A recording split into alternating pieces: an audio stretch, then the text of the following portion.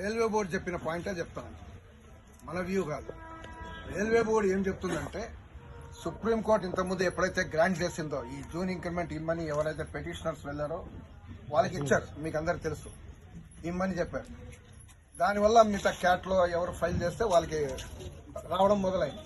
దానివల్ల సుప్రీంకోర్టు ఇచ్చారు కాబట్టి మిగతా వాళ్ళు ఇచ్చారు. ఇప్పుడు రైల్వే బోర్డు ఏం చెప్తుందంటే, సుప్రీంకోర్టు ఇచ్చింది 1/5 కట్ ఆఫ్ డేట్ ఇచ్చింది, 1/5/2023. కాబట్టి ముందు వాళ్ళు నాట్ ఎలిజిబుల్, 1/5/2023 తర్వాతనే ఎలిజిబుల్ అనేది సుప్రీంకోర్టు ఇచ్చింది. ఇది ఒక పాయింట్. రెండో పాయింట్, సుప్రీంకోర్టులో ఇంకా కేసు పూర్తిగా కాలేదు, ఫైనల్ కాలేదు.